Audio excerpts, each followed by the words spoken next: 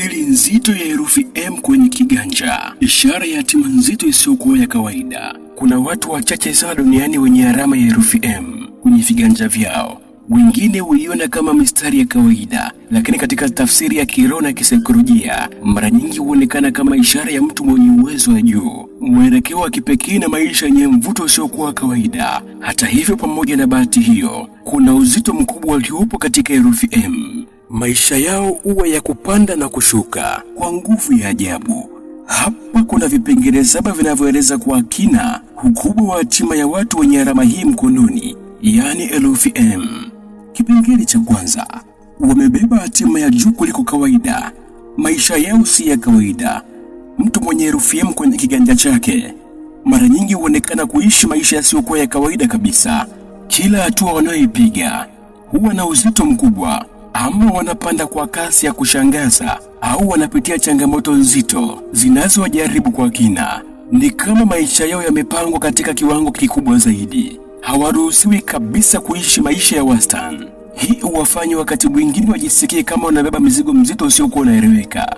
Na ukweli wa ndani, kadiri hatima yako inavyokuwa kubwa, ndivyo majaribu yanavyokuwa makali zaidi.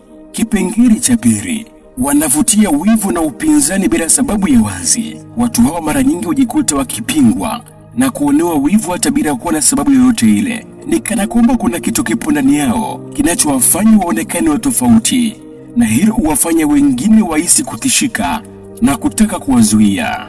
Wanaweza kushangaa ni kwa nini watu wanaowachukia bila sababu, au kwa nini mambo yao yanapopanda ghafla yanakatishwa. Siri iliyofichika: mtu mwenye thamani kubwa huonekana mbali hata kabla hajafika kileleni, na hilo huwavutia wanaotaka kumzuia. Kipengele cha tatu, watu wenye herufi M mkononi mwao wana nguvu isiyokuwa ya kawaida ndani mwao.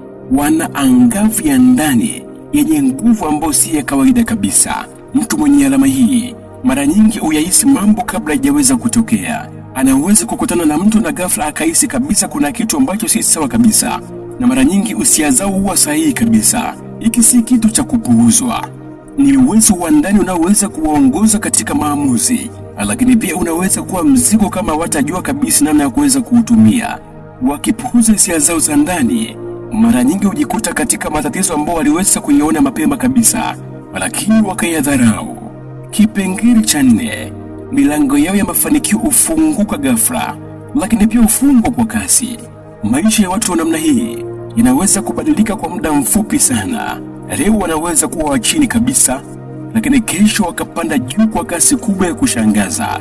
Lakini jambo la kutisha kabisa ni hili: kama hawatakuwa makini, milango hiyo inaweza kufungwa ghafla vile vile. Hii huwafanya waishi mabadiliko ya ghafla yasiyokuwa yakitabirika. Bahati yao ni kubwa, lakini haikai kwa mtu asiyejua kuitunza. Kipengele cha 5, wanapitia majaribu mazito kabla ya kufika kileleni. Hakuna mtu mwenye herufi M anayefika mbali bila kupitia katika changamoto kali. Ni kama maisha yao yanawajaribu mara kwa mara: kupoteza, kukataliwa, kushindwa, ili kuwajenga. Mara nyingi hujikuta wakivunjika moyo mara nyingi kuliko wengine, lakini ndani yao kuna nguvu ya ajabu inayoweza kuwasukuma kuendelea. Wengi wao hufanikiwa mara baada ya maumivu makubwa ambayo wengine hawawezi kabisa kuyavumilia. Kipengele cha 6, wana uwezo mkubwa wa kuongoza na kuvutia watu. Kuna mvuto wa asili walioubeba. Watu hujikuta wakiwasikiliza, wanaoamini au hata kuwafuata bila sababu ya wazi. Huu ni uwezo na uongozi wa ndani, lakini pia unaweza kuwafanya wabebe majukumu makubwa au kushindikizwa na watu wengi. Wakichagua njia isiyokuwa sahihi, naweza kuvuta watu wengi kuelekea kwenye makosa pia. Kipengele cha 7, maisha yao yana ulinzi na mapambano kwa wakati mmoja. Hili ndilo jambo la kushangaza zaidi.